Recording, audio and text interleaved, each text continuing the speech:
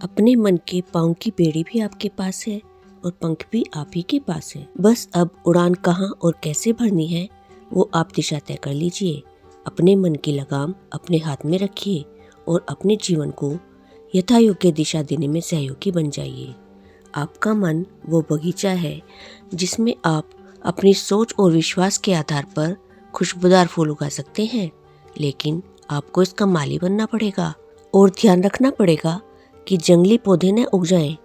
मन की संरचना काफी हद तक समुद्र में डूबी हुई बर्फ की चट्टान की जैसी होती है, जिसका कुछ हिस्सा सतह के ऊपर होता है जिसे हम देख पाते हैं। इसे हम चेतन मन कह सकते हैं। बर्फीली चट्टान का शेष भाग पानी में डूबा रहता है। इसे हम तब तक नहीं देख सकते जब तक हम स्वयं गहराई में न जाएं। चट्टान के इस हिस्से की तुलना अवचेतन मन से की जा सकती है। कठिन होता है अवचेतन मन तक पहुंचना। अवचेतन मन ऊर्जा के खेल खेलता है। इसके साथ जैसी ऊर्जा स्पंदन होती है वैसा ही जीवन होने लगता है। एक अच्छी तरह से स्थापित स्थिर मन को कल्प वृक्ष कहते हैं। कल्प वृक्ष अर्थात वह वृक्ष जो आपकी हर इच्छा पूरी करता है। मित्रों, किस तरह से हम अपने सबकॉन्शियस माइंड को यूज करके अपनी सभी इच्छाओं को पूरा कर सकते हैं और जीवन में सफलता की ऊंचाइयों को छू सकते हैं, आइए जानते हैं इस कहानी के माध्यम से। एक बार एक व्यक्ति अकेले ही जंगल में सैर करने निकला। जंगल में कुछ दूर पहुंचने के बाद वह रास्ता भटक गया।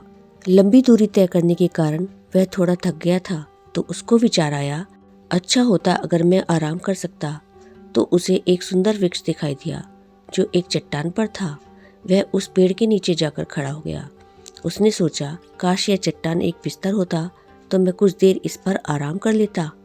उसने अभी ऐसा सोचा ही था कि वह चट्टान एक आलीशान बिस्तर में बदल गई। उस आदमी की खुशी और आश्चर्य का ठिकाना न रहा। वह वृक्ष के नीचे सो गया। कुछ घंटों बाद अच्छी तरह से आराम करके उठा। फिर उसने सोचा, अरे मुझे भूख लग रही है, कितना अच्छा हो यदि मुझे कुछ खाने को मिले। उसने बहुत सी अच्छी अच्छी चीज़ों के बारे में सोचा जो वह खाना चाहता था। फिर वे सब चीज़ें उसके सामने आ गई। पेट भर खाकर उसे प्यास लगी। उसने सोचा, कितना अच्छा होता अगर कुछ पीने के लिए मिल जाता। उसने कुछ पेय पदार्थों के बारे में सोचा जो वह पीना चाहता था, तो वे सभी उसके सामने आ गए। अब दिन ढलने लगा। उसने सोचा, यह क्या तमाशा है, कहीं इस पेड़ पर कोई प्रेत तो नहीं है। तो उसे विचार आया, यहाँ ये सब क्या हो रहा है। मैंने जो खाना चाहा वो खाने को मिल गया, जो पीना चाहा वो पीने को मिल गया। यहाँ जरूर कोई भूत है। जैसे ही उसने ये सोचा, वहाँ भूत आ गए। तब वह बोला, अरे यहाँ वाकई भूत है, ये मुझे सताएंगे। तो भूतों ने उसे सताना शुरू कर दिया। तब तो वह दर्द से कराहने लगा और चिल्लाने लगा, अरे ये भूत मुझे सता रहे हैं, शायद ये मुझे मार डालेंगे। और वह यह सोचते ही मर गया। मित्रों, समस्या ये थी कि वह इच्छा पूरी करने वाले कल्प वृक्ष के नीचे बैठा था, तो वह जो भी सोचता था वह बात पूरी हो जाती थी। यदि हम चाहें तो अपने मन का विकास उस सीमा तक कर सकते हैं कि हमारा मन एक कल्प वृक्ष बन जाए और फिर हम जो चाहते हैं वह वास्तविकता बन जाता है। कल्प वृक्ष और शैतान तो एक कल्पना है, लेकिन हम अपने विचारों को सकारात्मक रखें तो जो चाहे वो इस दुनिया से पा सकते हैं। सारी दुनिया हमारे लिए कल्प वृक्ष है। अब ये हमारे ऊपर निर्भर करता है कि हम इस दुनिया से क्या मांगते हैं। अगर आपका शरीर, मन और ऊर्जा आपके नियंत्रण में नहीं है तो वे सब अपनी मनमानी करते रहेंगे। आपको अपने जीवन की गाड़ी का स्टीयरिंग अपने हाथ में लेना होगा और अपने अनुसार चलाना होगा। अपने मन, ऊर्जा और शरीर को अपने नियंत्रण में रखना होगा। तभी आपके जीवन की गाड़ी आपको मनचाहे गंतव्य तक पहुंचा पाएगी। हमारा अवचेतन मन पानी के जहाज की तरह होता है और हमारा चेतन मन कैप्टन की तरह होता है। कैप्टन जहाज को जिस तरफ चाहे ले जा सकता है। जहाज कैप्टन से ये कभी नहीं बोलेगा कि आप मुझे कहाँ ले जा रहे हो। वो तो बस निर्भर करता है कैप्टन की डिसीजन पर।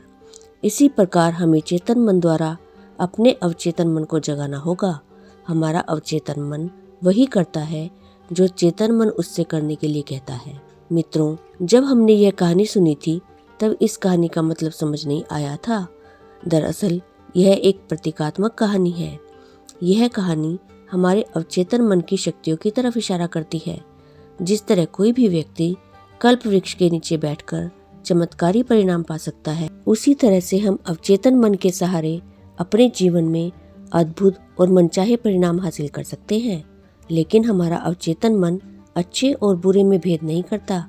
वह हमारे विचारों को हूबहू ग्रहण कर लेता है और उसके अनुरूप परिणाम उत्पन्न करता है। इसलिए हमें अपने विचारों के प्रति हमेशा सजग रहना चाहिए। अभी भी ये शक्ति आपके अंदर काम कर रही है, लेकिन आपके सचेत न होने की वजह से दूसरों के इन्फ्लुएंस में आकर अपने आप ही विचारों द्वारा चली जा रही है। जैसे मानो कि कोई गाड़ी का ड्राइवर शराब पीकर गाड़ी चला रहा हो और मालिक गाड़ी में सो रहा हो। उस ड्राइवर को दिशा निर्देश न देने के कारण वो अपनी मनमानी करता रहेगा। अगर वो ड्राइवर गाड़ी का एक्सीडेंट कर दे तो उसका मेन कारण उसके मालिक का सोना होगा, क्योंकि उसका मालिक जागरूक नहीं है। अगर मालिक यानी आप खुद जागरूक नहीं होंगे तो ड्राइवर को कैसे दिशा दे पाएंगे? बिना निर्देशों के वो कहीं भी कैसे भी गाड़ी चलाएगा ही। यदि आपको ही यह नहीं पता कि आपको कहाँ जाना है तो आप वहाँ पहुँच कैसे सकते हैं? सबसे पहली और महत्वपूर्ण बात यह है कि आपको यह स्पष्ट होना चाहिए कि वह क्या है जो आप चाहते हैं। अगर आपको नहीं मालूम कि आप चाहते क्या हैं, तो वह पाने का सवाल ही नहीं उठता। हमारा अवचेतन मन गीली मिट्टी की तरह होता है। जिस प्रकार गीली मिट्टी को दबाने से उस पर निशान बन जाता है, ठीक उसी प्रकार पावरफुल फीलिंग्स के साथ स्थिरता से जब हम कोई काम करते हैं तो उसकी आवाज़ अवचेतन मन तक पहुंच जाती है और हमारे अवचेतन मन पर उसकी छाप छूट जाती है और फिर हमें बड़े से बड़े काम छोटे लगने लगते हैं। उदाहरण के तौर पर जब हम साइकिल चलाना सीखते हैं तो हम पहली बार में ही साइकिल चलाना नहीं सीख पाते और ना ही 1 या 2 दिन में सीख पाते हैं।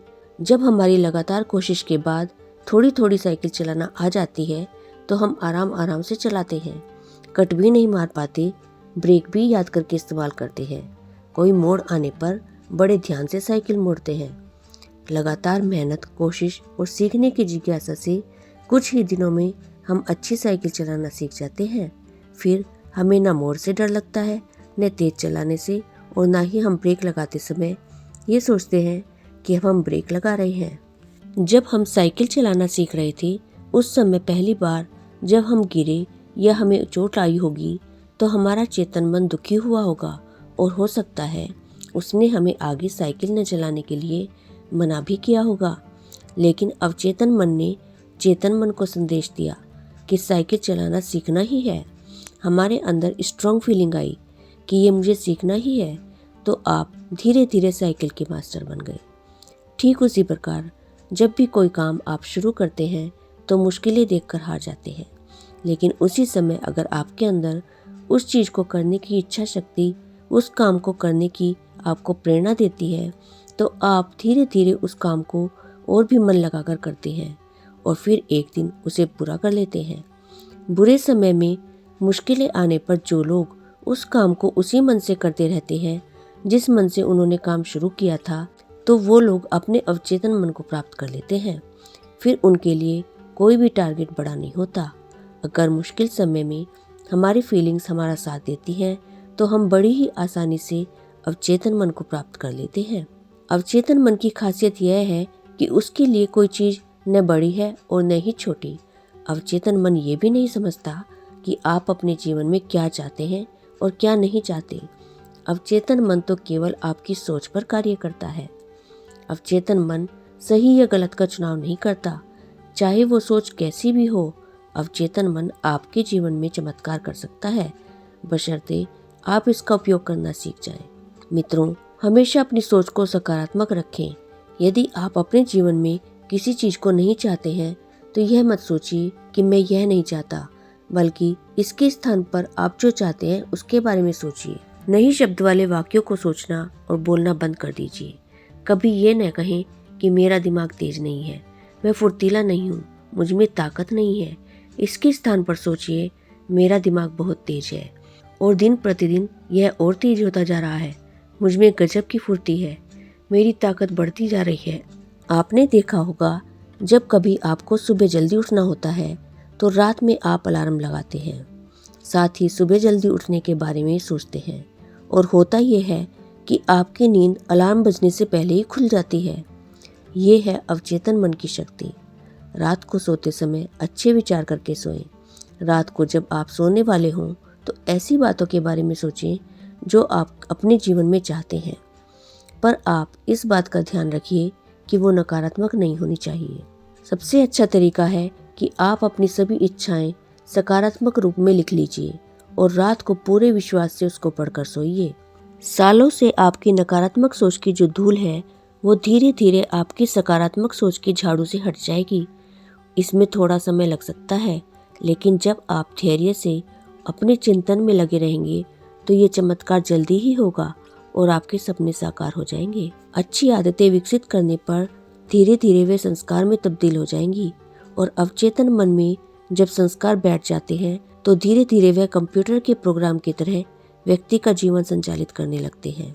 इसलिए कहा जाता है, जैसी हमारी आदत होती है, जैसे हमारे संस्कार होते हैं, धीरे धीरे हमारा भाग्य वैसा ही बनता चला जाता है।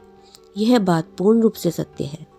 मित्रों, अगर आप अपने आप को वह कार्य करने के लिए प्रतिबद्ध करते हैं जो आप चाहते हैं तो आपका मन संयोजित हो जाता है।